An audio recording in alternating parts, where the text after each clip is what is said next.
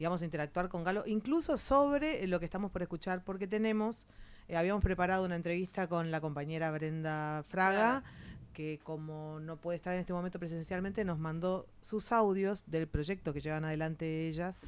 Presenta bien el proyecto se llama Construyendo Memoria. Lo realizan estudiantes de la Facultad de Humanidades y Ciencias Sociales de Posadas. Y justamente, fíjense lo que es estar entendiendo, es que es por ahí, digamos. es por ahí, porque la compañera María Cuña justo sacó esta temática a relucir hace un ratito mientras entrevistábamos Galo. Ella decía, ¿por qué no se habla tanto de las mujeres agrarias? Nosotros tendríamos que tener sistematizado la situación de las mujeres agrarias. Sí, y haciendo un paralelo a la participación autocrítica durante la década 60-70 de aquellas mujeres, claro. Y también haciendo una reflexión respecto al feminismo a y la cómo autocrítica, ¿no? desde la autocrítica y además desde cómo la academia percibe a esas mujeres. Entonces justamente acá tenemos un trabajo que, construyendo memoria, insisto, que llevan adelante compañeras, compañeros y compañeres de la Facultad de Humanidades y Ciencias Sociales. Vamos entonces a escuchar los audios de Brenda Fraga.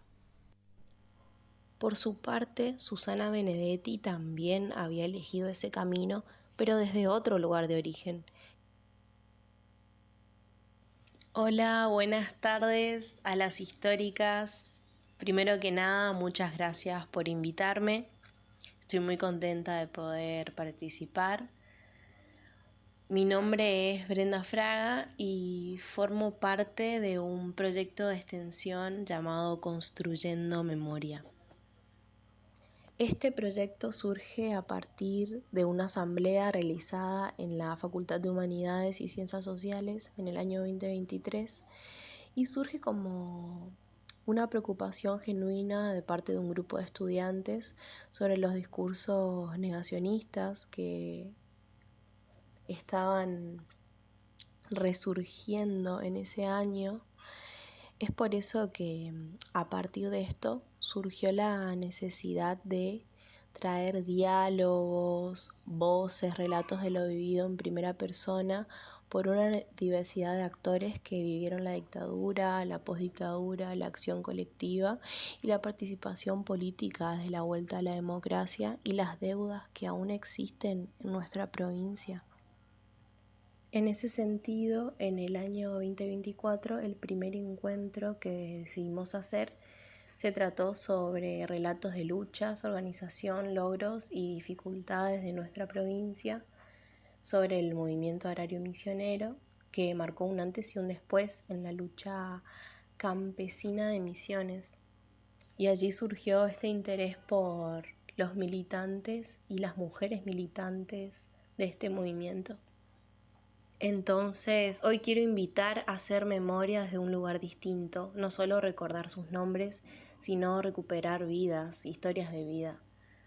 Hablar de Estela Urdanis y Susana Benedetti es volver a poner en el centro algo que la dictadura intentó borrar, que eran mujeres jóvenes, con proyectos, con ideas, con una forma muy concreta de habitar. Bueno, el movimiento agrario misionero surge en 1971 en Misiones, en un contexto donde pequeños productores, colonos, tareferos empezaban a organizarse frente a condiciones profundamente desiguales, precios injustos, endeudamiento, explotación. El MAM se nutre y dialoga con las ligas agrarias que venían creciendo en distintas provincias del Nordeste como espacios de organización campesina con una fuerte influencia del cristianismo de base y la teología de la liberación. Las ligas agrarias eran más bien un movimiento amplio, territorial de base, y el MAM, en cambio, se constituye como una organización más estructurada en Misiones, con formas de representación, con conducción, con herramientas de lucha un poco más definidas, que era el precio justo. Si bien se destacan algunas figuras como José Cerepac y Pedro Pechac, voy a hablar de Estela Urdanis. Bueno, esta militante no era misionera, había nacido en Buenos Aires, en una familia trabajadora, estudió periodismo, pero su vida no se quedó únicamente en la redacción. Eligió irse a vivir a Misiones, a trabajar con los campesinos y los productores. Fue docente también y trabajó en espacios educativos, incluso en ámbitos vinculados a la formación cristiana, y desde ahí fue tejiendo algo más profundo, la educación popular, la conciencia política, ¿no?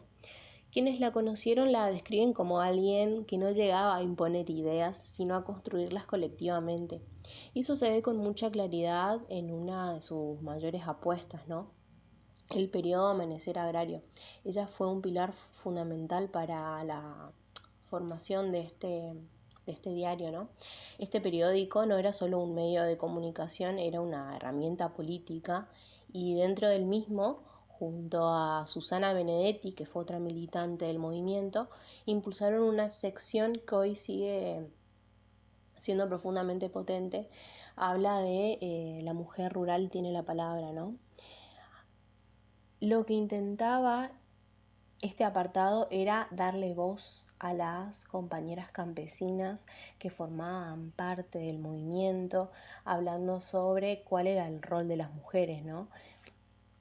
Donde muchas veces eran las mismas las que impulsaban las ferias francas, las que tenían que ponerle un precio, las que vendían los productos, las que se encargaban de la distribución, de la administración económica, entre otras cosas. Publicaban sus experiencias, sus problemas, sus desigualdades, pero también sus formas de organización. En un momento donde no se hablaba de género como hoy, ellas ya estaban poniendo en discusión el lugar de las mujeres dentro del mundo rural y también dentro de sus propias organizaciones, porque incluso en los espacios de lucha las desigualdades seguían existiendo. La militancia de Estela era profundamente de base. No buscaba protagonismo, buscaba los procesos. Era una forma de construir. Esa era su forma de construir. Esa capacidad de generar organización, de hacer circular la palabra, también la volvió un objetivo, digamos. Antes del golpe de 1976, a ella ya la venían persiguiendo y Estela tuvo que irse de Misiones. Primero pasó por Buenos Aires y después por Córdoba, y finalmente en 1976 fue secuestrada y hasta el día de hoy permanece desaparecida.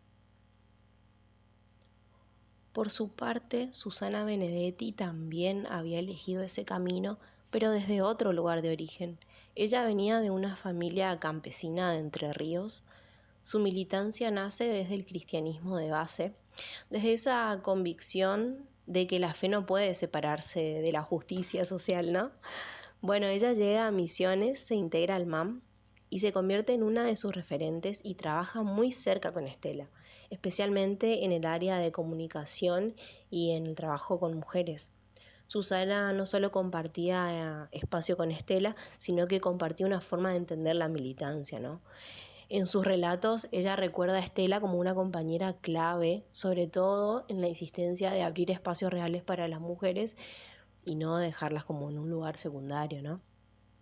Bueno, es importante decir que Susana Benedetti fue secuestrada en 1976, fue detenida, torturada y permaneció privada de su libertad durante 7 años.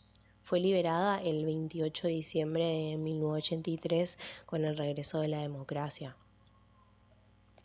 Luego, un tiempo después, en el año 2003, surgieron las ferias francas constituidas en sí, y allí es donde Susana Benedetti pudo trabajar con gente de su comunidad, vender sus productos junto a otras compañeras.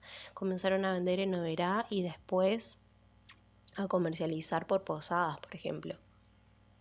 Esto significó una experiencia trascendental para todo el grupo de productores que integraban, pero un impacto mayor en las mujeres, dado que se trataba del manejo del dinero, ¿no?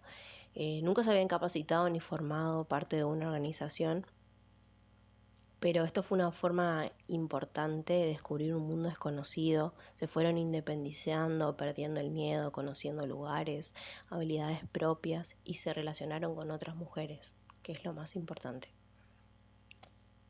Bueno, para finalizar, hablar hoy de Estela Urdanís y Susana Benedetti nos implica pensar que no es un ejercicio del pasado, es preguntarnos qué hacemos con lo que ellas nos dejaron, porque no solo luchaban por mejores condiciones materiales en el campo, luchaban por algo más profundo, por la palabra, por la participación, por la dignidad, por la posibilidad de quienes siempre fueron silenciados que puedan ser protagonistas, y en ese camino incluso se animaron a cuestionar las desigualdades dentro de sus propios espacios. Una fue desaparecida, la otra sobrevivió, pero ambas fueron atravesadas por el mismo proyecto político represivo que no solo buscaba eliminar personas, sino destruir formas de organización, de pensamiento, de comunidad. Fueron constructoras de organización, de pensamiento y de futuro.